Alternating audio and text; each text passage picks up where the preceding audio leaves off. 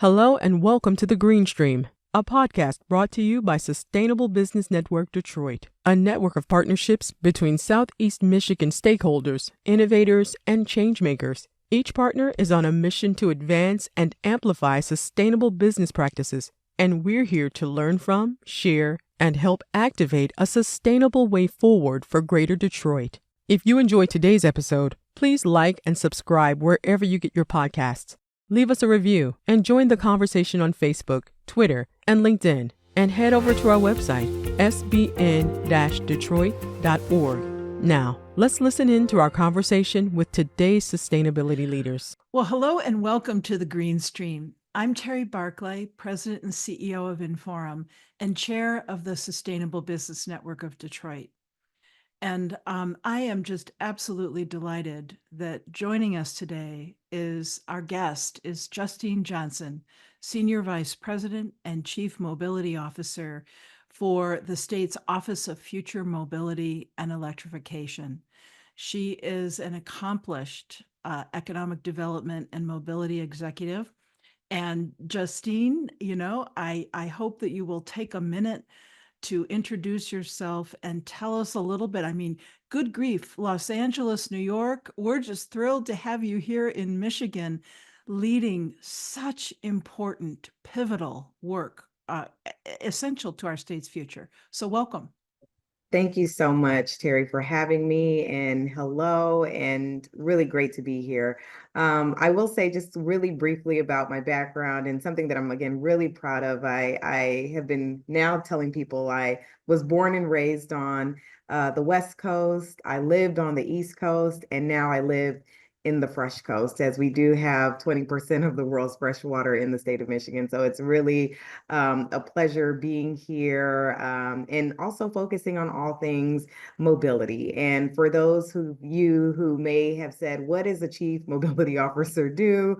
What does the Office of Future Mobility and Electrification focus on every single day? So we're really talking about utilizing clean energy to move people, goods, and information across land, water, and air. So it's a big, big topic that we talk about on a regular basis. Again, all things from what our legacy industry here in the state of Michigan is automotive, but also expanding that really and talking about opportunities around aviation and maritime and more. My background, I think, in many ways has created this opportunity for me. And I say that because, again, born and raised in LA, a parent who, my mom was a parent who literally took public transportation with me. So that's kind of my first introduction to mobility. I later on get a driver's license, and then I have a new form of independence now that I had this plastic card that says yes, you are a licensed driver, you can do your thing.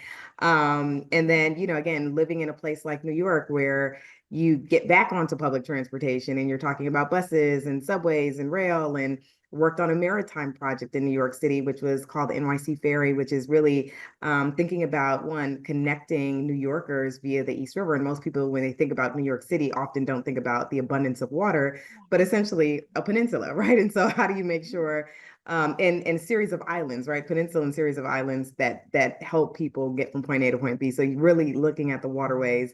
So that was really fun. And then spent some time at Ford Motor Company. And at the time, Ford had a subsidiary called Ford Smart Mobility, really thinking about the future of mobility. Again, there were companies that we had under that subsidiary that were focusing on micromobility, like Spin Scooter, all the way to autonomous vehicles, and really enabling some of that technology into the built environment. So that's when I went back to California to do a lot of that work. So I say I was no stranger to Michigan. It just took me a ways to get here and have my permanent residency here now. I just will share a little something with you. I too grew up on both coasts. So Phoenix, Denver, Boston, and now, came here to go to grad school at the University of Michigan. And, this is home, the Fresh Coast. I always tell people, this state is extraordinary, and there are so many wonderful opportunities here. So I'm glad to know that there's a fellow traveler out there who gets that. Yeah, absolutely. And just if you could just like, how interesting that you went into this field. You know, when did you know you were going to fall in love with this kind of work? I mean, it's really, really something. Was it Yeah, those young experiences or? actually don't think it was that, to be honest with you. I think, you know, I always say like kind of opportunities come at sometimes not the most convenient times. And I remember going into undergrad and not knowing what I wanted to do. And trying to figure it out, right? So I was like, I'm going to go into political science. It feels as neutral as possible, and I could, figure out my way from there. And while I was studying political science, I had a class on urban planning. And that class I ended up taking was in my senior year.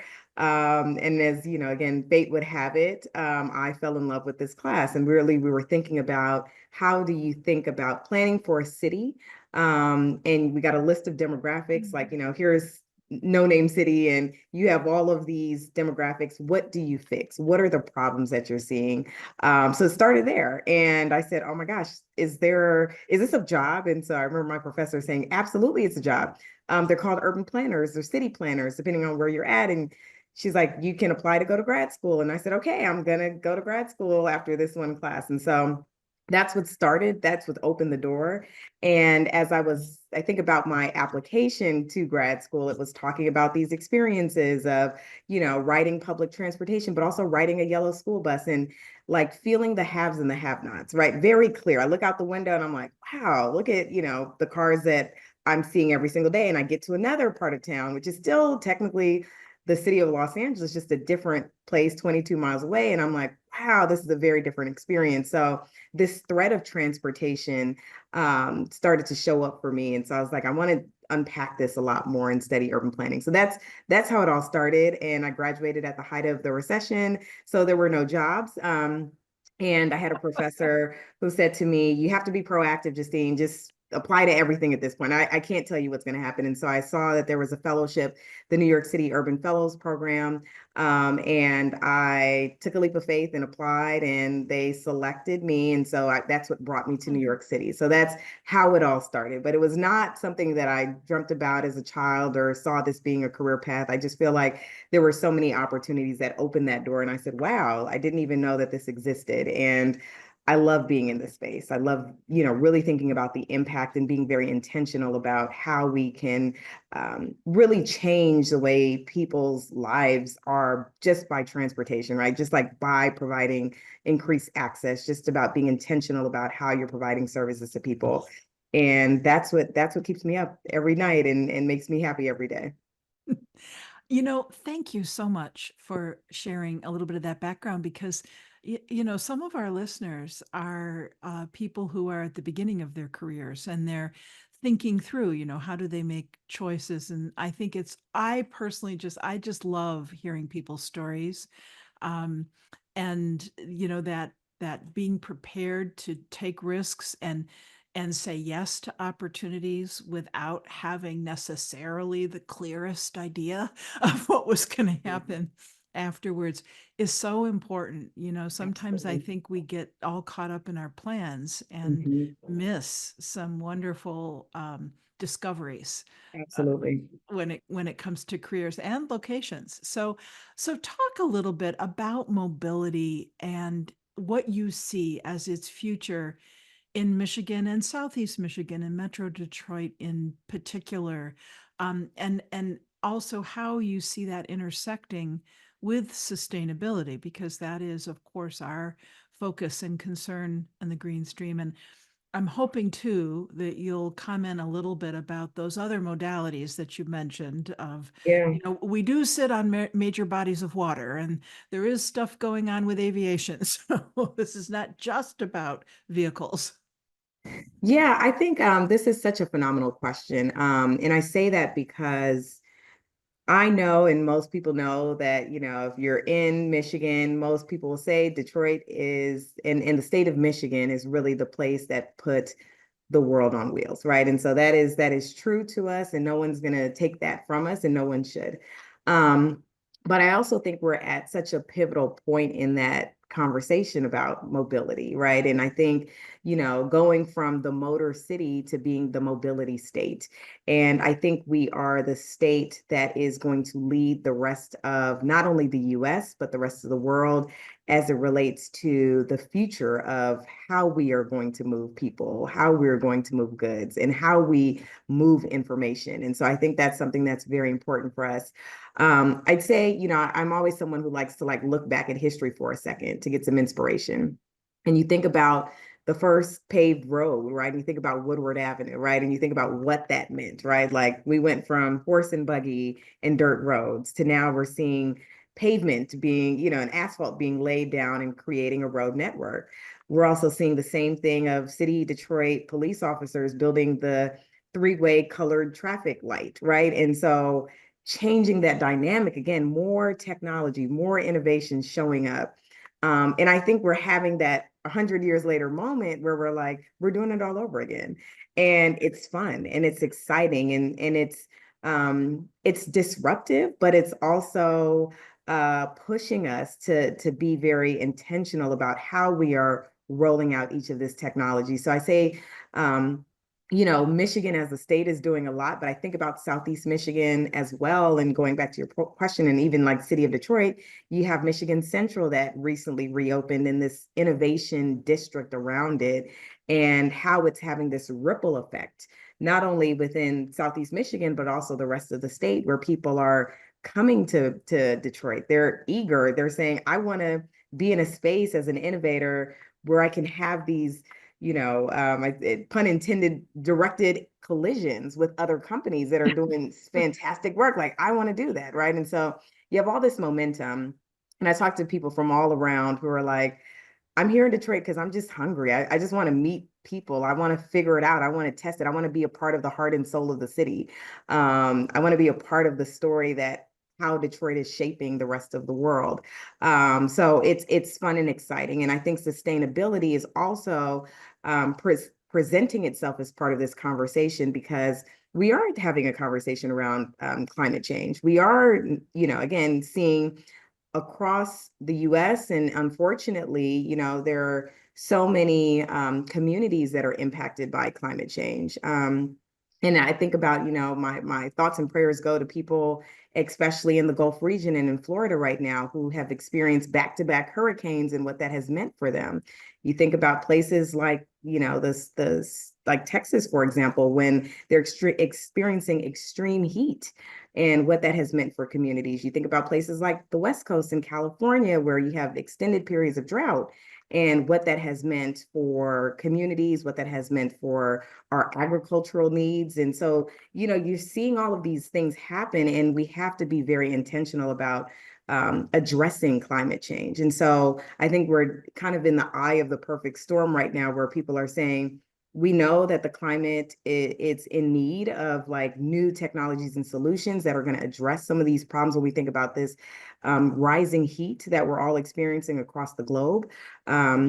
And as well as we need to figure out new ways of how people are going to get here. So, one of our goals within the state of Michigan is really to get to carbon neutrality by 2050. And we know that the transportation sector is a big part of that, and making sure that the transportation sector is doing its part and doing its best to help with getting to that goal of carbon neutrality. So we have to be thoughtful about everything that we do, the emissions that are, actually putting a control of the emissions that are being put out, and making sure that we're not spewing, noxious fumes into the atmosphere that are impacting communities, and, really starting to understand how we can think about environmental justice in communities. And so I think we're at such a unique time, and hence the reason electrification is something that is a big topic for the state, and really transitioning from internal combustion engine to zero emissions vehicles. That's something that's important. We think about our waterways. We're even decarbonizing our marinas. And there's electric vessel charging stations. So essentially, if you're in Northwest Michigan and you are operating an electric boat, there is a network that is being built to charge your boat. That same marina can also charge your boat and your car. It's the same type of charging. You can connect both. You're seeing companies who are building out solar powered boats as well, like LilyPad. So there's just just some phenomenal work that's happening. Advanced air mobility is another really important topic. I think we have to think about mobility in every dimension, from 2 dimension to 3 dimensions, right? And now our airspace is just expanded how we can move, right? We think about almost the highways of the sky, right? The pathways of the sky, and how we can expedite the way in which things are moving, but also doing that in a type of aircraft like an electric vertical takeoff and landing aircraft, or whether that's a drone, how that might be used to really support with the movement of goods as well. So it's truly a holistic view, and Detroit is like literally kind of at the heartbeat of a lot of this. So this is why it's so important. Wow, you packed a lot in. You packed a lot into that. But I just think you're so spot on in terms of the intersection of the elements, the pieces of the puzzle, that will solve Yeah. for the things we're trying to solve for as a nation are really right here, in our state, and those sort of strategic collisions between the innovators and the mainstream legacy companies. It really is an extraordinary time. Yeah. And I think, all those external forces, gosh, my hometown of Phoenix, Arizona had over 100 days of 100+ degree temperatures. That's unheard of. And so the need to move quickly and create change it's never been greater. So you mentioned a number of tantalizing things about infrastructure. Um, so what role does infrastructure play? How important is that when considering mobility for places like the city of Detroit? Oh yeah, the infrastructure is such an important part of that equation. And we think about, if we break it down into our vehicles or different form factors, whether that's a bike, a public transit bus, a vehicle, a private car, a truck, it could be all those things. It needs to move on something, right? And so our roadways are so important. So the pathways are important. Um, we think about how those vehicles will be fueled with clean fuels. And so you think about that could be hydrogen fuel cell technology. That could also be electrification. That could be it could be a mix of all of these different things, right? And so the infrastructure is critical to this conversation of adoption of zero emissions vehicles. And I know for a lot of folks, when we think about electric vehicles, charging comes up. Where are the charging stations going to be located? And charging stations, to me, are another opportunity to think about placemaking. How can we use our charging infrastructure to think about place very differently? How do we reactivate places that may be dormant, right? By having this hub where people have to charge not only their scooter, but they have to charge their vehicle. How might mobility or charging hubs be put up in places where it connects to public transit, right? So you have this experience of having options for people to get from point A to point B. So I think the charging infrastructure presents a new opportunity for us to look differently at infrastructure. And it's not just like just plop it down somewhere, but like, how do we look at existing infrastructure and how that can be integrated with public charging? There's a company called Bulk Pulse that literally has charging infrastructure that goes around a street light, and so a street lamp post. And so how do you, instead of just having a street lamp post, which most people see, you see them every day, but can there be charging that's connected to that, right? Can you have this dual use application where you get lighting and electricity to charge your vehicle? So I think that's something that's very different. And you think about parking very differently. We think about, another important moment. We did something that most places have never seen in the United States by having the first wireless charging roadway in the United States, right? There is no other place that has done that but here in the state of Michigan and here in the city of Detroit. And so what does that mean when you're rethinking about a road? Does a road just need to be the place where someone moves from point A to point B, or can this road almost be a smart road where it starts to collect lots of information? It can serve as a conduit for charging to happen. A road now changes. It's not just this, asphalt on the road, but it becomes a dynamic use for a lot of different purposes. So the infrastructure is critical to helping us to make that transition into zero emissions vehicles, but also helping us to make that transition into new modes. And we have to have the infrastructure in place to make sure that that happens for everyone. I I don't know, this may be an unfair question, but are we going to be able to get there fast enough? I mean, I feel like the pace is picking up considerably. The stuff that was talked about years ago and seemed so futuristic and, kind of Jetson pie in the sky stuff. I'm seeing it happen more and more. Just the other day, I was reading an article, you mentioned hydrogen. Well, Amazon's going to deliver our hydrogen capsules, Mhm. it's like, wow, this really could start to happen at Yeah. scale. So are you feeling good about that we're going to get there? Yeah, I am. I'd say, one thing I'll note, especially when it comes to fast charging. So last year alone in the state of Michigan, we increased the number of fast chargers by 52%. And most people did not see that coming. And we've just been very not only aggressive, but also like making sure we're securing any and every opportunity, especially from the federal government, like programs like the Bipartisan Infrastructure Law and the NEVI program to help us to build out that charging infrastructure. And so we've been issuing rounds of funds for companies to help build out that fast charging network. So that's something that we're really excited about.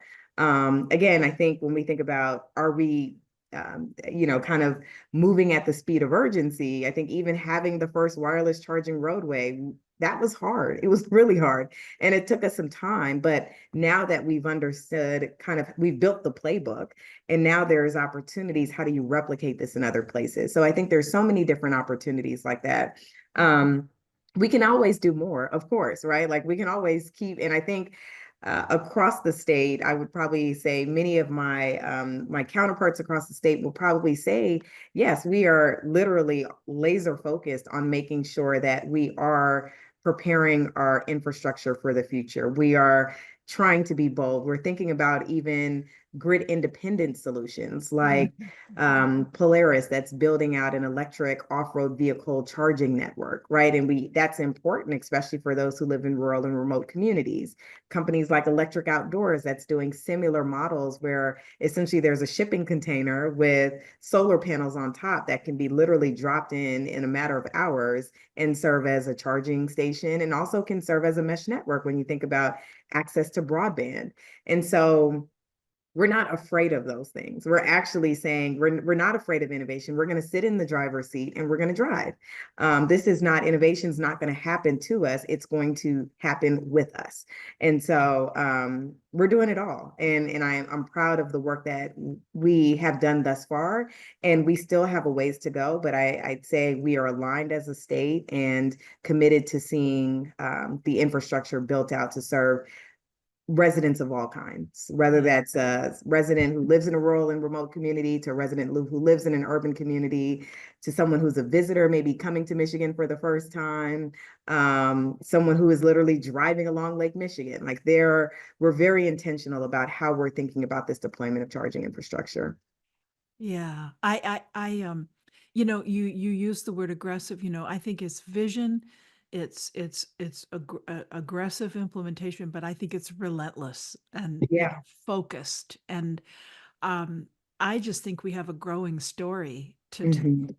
Um, and I look forward to having more opportunities to do that when I have out of state visitors, to kind of say, did you know that all of this is happening right here, because we need to continue to build that awareness that this is kind of the epicenter of where it's at.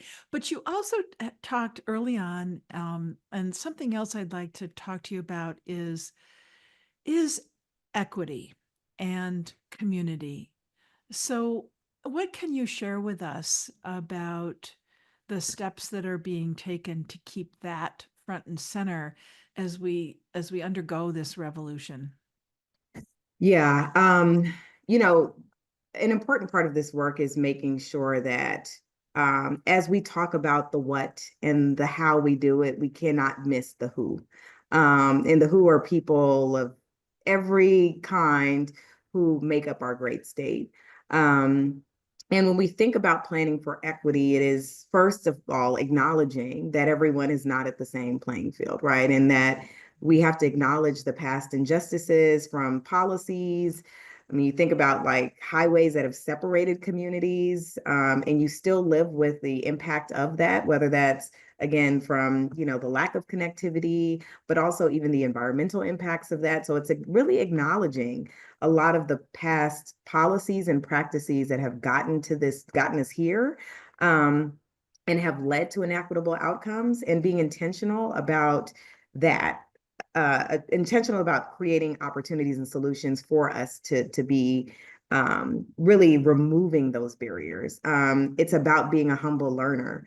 Um, I can ask a community member, what do you think about the following topic? And they may not be a subject matter expert in electrification, but they could tell me, actually, if you had a charging station here, there's a food truck that shows up every Friday at this time, and they would love people would charge their cars and eat a meal. That's what we need, right? And so we have to be at a point where we can humble ourselves. Um, I try always not to approach communities as kind of this like know it all, or I'm going to solve your problem, but actually, how can we work together to solve this problem? How can we work together to solve this challenge? I also say another part of this is about accessibility. And so I use accessibility with this dual use term being geospatial accessibility. Do people have access to different forms of mobility, no matter where you live? And then there's another part of accessibility, which is people who actually have mobility challenges, right? So they physically cannot have the same experience. They may not be able to walk. And at some point in time, the population, whether that has a permanent disability or a long-term disability, and Terry, I know that you've now experienced, unfortunately, a broken arm, but Yep. one would say having a temporary disability is still challenging. Oh, it And so, is. how do we make sure that even when we think about, not only the placement of where the new form factors of the future will be, but how does everyone get to experience that seamlessly, regardless of what your ability is, whether again you have a permanent or long-term disability? Another, really exciting project that we announced is our partnership with the National Park Service. And as part of that National Park Service Mobility Challenge, there is a company that literally Track Chairs is providing autonomous wheelchairs for people who are traveling in state parks with their families. Imagine what that experience is like now for someone who is, whether they're going by themselves or whether they're going with friends and family, now experiencing our state parks in a very different way, and in a way where they're not isolated, in a way where they're not cut off, but they're included. And so it's really being thoughtful about that. And I think, when we prioritize equity, when we prioritize inclusion, we see the results. We see people who are now more connected. We see barriers being removed. We see new experiences that are happening because we have to be very thoughtful about our approach and delivery of new mobility technologies and innovations and services. Yeah. It's so great to hear your approach to this, Justine. You mentioned the broken arm. I don't recommend that people do that in order to have the experience, but it's one thing to think about something theoretically, and it's another thing to live it, right? Yeah. And so um, you talked about being humble learners. I think certainly going through a temporary disability is a humbling experience because Mhm. you get to see things from the other side of the lens. Yeah, Um, and it gives you a new appreciation for what the reality is yeah, for people in different groups. So there's a couple of other things I'm really curious. Well, there's so many things I'm curious, but there's a couple of other things. You had mentioned partnerships. Um, so you have played an incredible role driving, I think, a first of its kind partnership between the MEDC, the Department of Labor and Opportunity, the Department of Transportation, the Department of Environment, Great Lakes and Energy, and the governor's office. So, holy moly, I could talk a little bit about that and the other kinds of partnerships you're hoping to spark. yeah. This work, and especially when we think about mobility as whole, it's something that just can't be done by one person or one department. It literally requires collaboration like no other. It's about asking the questions. It's about questioning our assumptions. It's about being intentional of how we work together. And sometimes it's about putting our resources, whether that's personnel or whether that's funding together so we can amplify the work across the state. So the partnerships piece is very important. And we do that by, again, having these regular touch points with directors. In some cases, we do share staff. So I'll have someone who's within MDOT sharing space with Office of Future Mobility and Electrification. When we talk about mobility, another part of this is like, again, when I always go back to the who, making sure that people have access and opportunity to jobs and workforce development and training opportunities. So labor and economic opportunity is a very important state agency to help us to think through those because, we want to make sure we're intentional. A lot of our work, we do have something called the Michigan Mobility Funding Platform, and that allows companies of any size and really, and I'd say our niche areas here is like that 0 to 25 person company that's just trying to get their technology out, whether that's at a test site or a built environment. Our partners are test sites, right? And making sure that if there's a closed setting that the technology can be deployed at, applying for grant funding for that. There's real world deployment. Some people are ready to go to the built environment. So making sure that they have the funding and partnerships to do that. Sometimes I have companies that reach out to me and they say, there's a city that I want to do this work in? And is there a city that'd be open to helping me pilot something new and connecting the dots, right? And so it's literally getting on the phone, sending those emails, going to conferences, meeting and connecting with so many people. As a result of the Michigan Mobility Funding Platform, we've provided grant funding to over 100 companies, right? And these are early stage companies, and one of which I'm proud to say I share office space with now, right? And so you think about like that grant now has helped that company propel to a new height when they think about their business and their opportunities in Michigan. So that's Aerospace Link. And so it's super cool when we see that journey and that story of a company that has literally made it to the next level as a result of us helping to connect the dots, whether that's funding and whether that's to a project or a program. So I always say you cannot do this work alone. And we have to be uh, collaborators in ways that we've never done before. And it's not about the silos, but it's really about the intersections. And it's literally about how we are exchanging information on a day-to-day basis. So one of the things that I am, as a longtime resident of Michigan, most excited about is the support that and the energy that we're providing to startups in this area and the connections that can be made to grow and scale those businesses and just to innovate and to understand that not everything is going to succeed. That's just what the process is. There are going to be some failures along the way, but we need to not let those things stop us. And of course, entrepreneurs never do. They have that energy. Is there anything, like if there's an entrepreneur or innovator listening to this, what advice would you have for them? How can they best plug in to this incredible range of work? Yeah, I would say first and foremost, sign up for our newsletter, right? And so if you visit michiganbusiness.org/OFME, scroll down to the bottom of the website, sign up for the newsletter just to stay connected. We at least post at least once a month or maybe even more than that, just different things that are happening. We shout out what different partners are doing. So that's just a great way to be a part of the ecosystem.